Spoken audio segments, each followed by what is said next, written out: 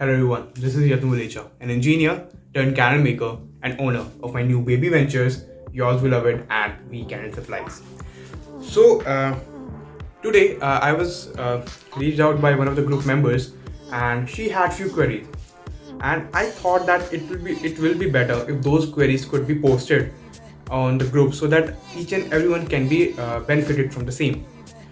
But now, after seeing the post, there are so many queries. So I thought it would be much better to actually go and record a proper video. So in this video, I'll be trying to answer all the questions there are, and there are about 13 questions, and there are few sub questions as well. And I'll try to answer each and every one of them. And I hope that I am able to answer all those questions. And if in case that you find that any of my answer to the question is not correct, please feel free to correct me in the comment box. So चलिए शुरू करते हैं. Okay, sorry. Okay, so the first question is how much wax should be blended or should be added while blending the wax? So okay, I think this should be this is a question that a lot of beginners have, because I had that question when I started candle making and blending different waxes. So one thing to notice is that there is no such amount. Now there is a reason why I'm saying this, because if we take an example of paraffin plus palm wax, or like different proportion will have a different texture, right? As you can try making around 70 paraffin and 30 or maybe 80 paraffin or 20 palm wax, and compare that same with 60 paraffin 40 palm wax, the texture will be much softer. So the more you can also go for a 50/50 ratio, and the texture will again become more soft. And this happens with each and every wax. Different proportion of waxes will behave differently. They will either be harder or they will either be softer. So it's just up to you that what kind of texture you are looking for, right? So this actually needs a lot of testing from your end. You may be satisfied with just 80 to 20 ratio of any waxes, for example paraffin or palm, or you may even go for 60 palm or 40 paraffin. So give it a try, because trust me, this is the fun part. Second sub or should I say first sub part of the same question, she's asking, in soy chunks, do we need to blend any wax while making pillars? So the thing is, soy chunks, many of you may already know that soy chunks is not pure soy wax. It is actually a blended form of soy flakes, right, and other compound butters, and it has very soft texture. Not soft, right, but still it is soft, so that the pillars candles are not going to be hard, right? So you can actually blend it with maybe soy flakes to increase its hardness, or you can just even simply add steric acid by 5% or 6%. This should make the wax hard enough to make a decent pillar candle. But still, I would say don't this is still not a best wax to make the pillar candles. In beeswax, do we need to blend any other wax while making pillars? So yes and no. Okay. Yes, you can blend it with other waxes such as soy flakes, or maybe even you can go for soy chunks if you find that if you love the texture that you're going to get after that. And you can also go just add around 3%, 2 to 3% steric acid, and the beeswax will be hard enough to make a good pillar candle. And you don't need to add coconut oil in beeswax while making pillar candle, because coconut oil is used to make the candle soft, the wax soft. So, and whereas in pillar we need the wax to be hard, right? So take a note of this. In paraffin, do we need to blend any other wax while making pillars? I would say again yes and no. See, with you can make good pillar candles with just straight paraffin, right? One thing, yes, that the texture, to improve the texture, you can add 30% or 20% Irani, or maybe add soy flakes as well. So para soy blend is also a very good blend. Or you can substitute the soy flakes with palm wax as well, palm flakes. So again, this is where the testing is required. And when you make these blends on your own, you actually understand the texture, or maybe the characteristic of each wax. And trust me, this actually is going to help you in the long run. So question number 2. So these were all sub parts of the question number 1. So now moving to question number 2. What are the fragrance holding capacity of all the waxes, such as beeswax, soy chunks, soy flakes, and paraffin? So for the beeswax, soy chunks, and soy flakes, it's about around 15%. But I always suggest never go beyond the 12% margin. You can touch the 13%, but again, you need to keep a buffer, because we don't have such standard tests available like we have in US. So this is just the manufacturer or the experience based information. So always keep a buffer of 2%. And for the paraffin wax, again, around go for just maximum 12%. Don't go beyond that. I would say just keep 10%, because paraffin also already have a good hot throw. So 10% should be good enough. But if you, in case you want to be a little bit wild, go for 12%. This should be good enough for you. So question number 3. How should you cost or price your candles? So this is actually something which deserve a video of its own, because it's a detailed topic. So but to answer your question, what I'll say is, let us take two things.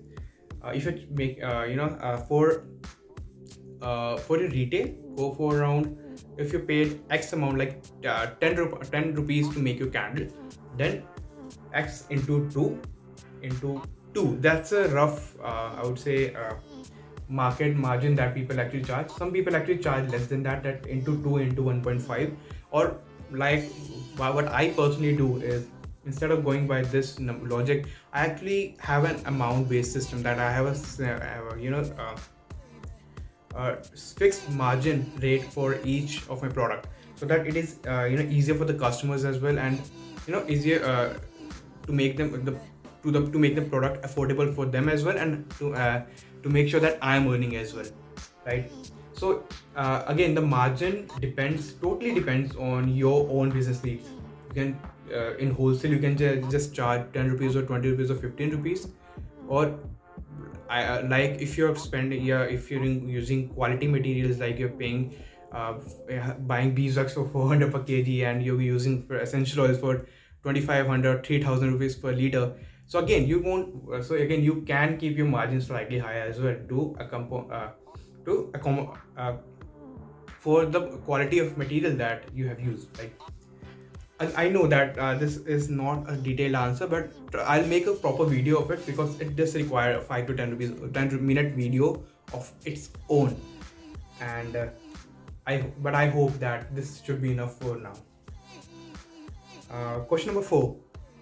How much should the glass jar be heated before adding wax in it? Should the jar be heated? Should the jar still be hot while adding wax, or it could be cool, right? So to answer this question, yes, when you heat the jar, it does helps in increasing the surface adhesion of the candle, right? So you can heat your jar by using heat gun, or if you have a microwave oven, you can slightly heat it slightly in the microwave oven as well. And should the jar still be hot while adding the wax? Yes, because if you're heating the jar, and if it is not hot while adding the wax, then it just defeats the purpose. The reason why we do that is because to slow down the cooling process of the wax, because this helps in two things. One, it improves the surface adhesion of the candle. Second, it also, in like especially in winters, it also prevents the wax to crack, because like in beeswax cool down very fast, and in winter there are chances that it may have cracks in it. So slowing down the cooling process does helps the wax to have a better texture. I hope that answers. And question number 5: can we add fragrance to the beeswax? Does beeswax hold fragrance like other wax? Yes, yes, you can add fragrances. And also, this is my personal experience, beeswax works wonderfully with essential oils as well. And I would say, when we compare to wax, like in soy chunks and paraffin and beeswax, in my personal experience, I have found the fragrance through, and not just the throw fragrance, the smell, the texture of the fragrance is also better in beeswax when you're using essential oil, specific just for essential oil, not for the fragrance oil. But a lot of the essential oil that I personally used, uh, I have found that the texture is very much better than what I have received from soy and from paraffin. It's just wonderful wax. It is also one of the hardest wax to work with, but again, this is a lovely wax to make candle from. And question number 6: how much coconut oil, okay, to should be added to beeswax while making candles, right? So for pillar candles, I've answered previously, you don't need to add any coconut oil, right? But for pillar candle, so for jar candle, you can add around 30% of coconut oil, and this should make the wax soft enough to make gorgeous candles. You can increase the oil quantity by around 5% or 10%. Like for example, some people do make by adding 40% coconut oil as well. So it is completely up to your preferences. Can pillar candle be made from beeswax? Yes, I have already answered that. How much stearic acid should be added in the wax? So stearic is just one of the major use of stearic is to increase the hardness of the wax. It has certain other benefits as well, like it does help in pillar candle. It helps the wax to separate from the mold while making pillars. And yes, it does also helps in making the pillar candle dripless. It improves it does not make it completely dripless, but it does improve the candle performance, the dripping performance. And how much stearic to be added? I would say again, it does depend. Different wax will behave differently when you add stearic. For example, when we talk about paraffin, around 2 to 3%, maybe 5% should give you nice hard candle. But if you increase the stearic, it may have mottling effect as well. Like there are mottling effect, which to be honest, some people do love it, and some people actually add a lot of stearic in the candle to get that mottling effect. I have personally never tried it. This one experiment that I actually want to do in future. So if you want to try, you can do it and actually post the result, what you actually get by adding stearic, like around 10% stearic in paraffin wax. But for other waxes like soy, I did try adding 10% stearic in soy chunks. Didn't do much. It just made the candle much harder than the 5%. But that's what it did. So again, but if you want to make generally, you can just go by around 2 to 3%, maybe 4-5%. That's it. That should be good enough for you. And when stearic acid should be added? You can simply add the stearic while either before the wax is being while the wax is being melted, or you can even go for it when the wax is melted, because stearic have a very low melting point and it dissolves very easily. Just make sure the wax is hot enough to melt the stearic. Can stearic acid be melted by double boiler method? Actually, yes, but I don't think there is a need for that, because, for example, I don't. I mean, you can take a stearic in a small bowl, and you can just simply use heat gun, and it will be enough to melt the stearic. Or you can just simply add it in the wax; it will just melt along with the wax as well. How to preheat glass jar if you do not have microwave oven? Again, you can use heat gun. You can buy a good heat gun from Black & Decker. It's a very good brand. You can also buy it from Bosch. These two, I would say, one of the trusted brand when it comes to heat gun. There's a reason I don't trust other brands, because I have personally faced that. I bought a cheap heat gun and the motor literally blasted in my hand, literally, and it started smoking a lot, and in it was a newly opened box of the of the heat gun. So again, so go for a good quality heat gun for your own personal safety. Question number 11. In one of the answer to a query, you have mentioned that color should be added in steric acid or melt. By melting the steric acid, then added to the wax. The steric and color mixture should be added to melted wax or while melting the wax. Okay, so this one, what I did. So one thing, you as just said that the color should be added to steric. This is just one of the way that you can add the color. This is not the certain or a go-to way. This is just one of the options that you can actually go for, right? And when to add, right? When I personally did this, what I did, I melted the wax, and when the wax was melted, I just simply quickly melt the steric as well. I mixed the color, and I just simply added the dissolved the steric and the colored mixture to the melted wax, and it did work very wonderfully. And how to determine whether the wax that I'm buying is of good quality or no, as every dealer will say that their wax is of premium quality. Alright, so now let us talk about the wax. What should a good wax do? 1. It should have a good texture. Number 2, it should have a good cold throw. It should have a good hot throw as well, right? I would say, and also it should have a good color texture as well, and it should have good jar adhesion as well. So these are the 5 points that you need to take care of, right? Because okay, do understand this. Right now I'm talking about waxes in general. I'm not talking about natural. I'm not talking about if the wax is pure. Okay, natural and pure. Okay, take it, combine that.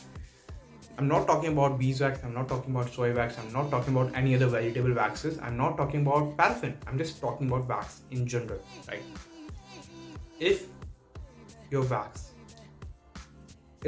have a good hot throw, have a good cold throw, have a nice texture to it, have a good surface adhesion to the jar, that is, it is not coming out of the glass jar, which actually soy chunks and beeswax does. So this is go for take it or leave it option. But other than this one, the color, the texture, the cold throw and the hot throw, if your wax is actually fulfilling all these 4 parameters, that's a good enough wax, right? It could be paraffin, it could be soy, it could be beeswax, right? If again, because this is what we need from the wax, so don't think so much. And now the topic is different when we talk about the purity of, or then how, if the wax is actually natural, like your dealer is claiming it to be. So this is again a subjective matter, because the thing is, there is only one way to know it, is to have a proper lab test. But to have a proper lab reports are expensive, and these are actually hard to get when you're ordering just 1 kg or 2 kg batch. Again, in case of 100 kg, 100, 200 kg, these dealers actually are more happy to provide you this kind of information. Secondly, it's all about trust as well. If you know that, like the people I buy from, I trust them, the manufacturer. I trust those manufacturers. I have personally met them. I have had detailed conversations about the product and the product quality. So that's where I know that whatever I am buying is of a good quality, right? And like for soy chunks, I know that it is not 100% pure. So I am completely open to my customer that yes, this is not 100% pure. Soy flakes which we have are 100% pure soy wax, and because I know and I have seen adulterated soy flakes as well. So I can say yes, this is 100% soy flakes as well. So this is the only way to go for. And what type of colors can be used for cannon making? Pigment colors. Okay, for cannon making, pigment color, mica powders, and oil-based color. Alright. So always go for oil soluble color or oil based color, because the water based color will not dissolve properly in wax. And for the oil based color, the powder pigment which are available in India are not 100% soluble. Some are, the one which we are testing and planning to launch very soon have around 90% of solubility rate, the color powder pigment in the wax when we are adding directly into the wax. So in that case, we are add it, we can mix it with coconut oil for the natural waxes and Steric for the paraffin. For the mica can also be used for making candles. Mica is actually used for making candles because it does not dissolve properly. The thing is, it is only used to add a lustrous effect to your candle. And also you can try adding it in your wax melts, because it is going to have a gorgeous wax pool. You just need to see it to understand what I'm talking about. But yes, you can use mica along with the powder color to give it a lustrous effect. Don't use too much mica because it can clog your wick as well. Just use it in the moderation with your colors. So I guess that answered all the questions that she has asked. And if in case any of my answer is something which you do not agree with, I would love to know your viewpoint, because I'm also someone who is learning about candle making while doing this business. And it will be very wonderful for someone to actually correct me if I'm wrong, because it will help me not to provide wrong information to someone else in the future. So this is Yatim Valicha signing out. Bye.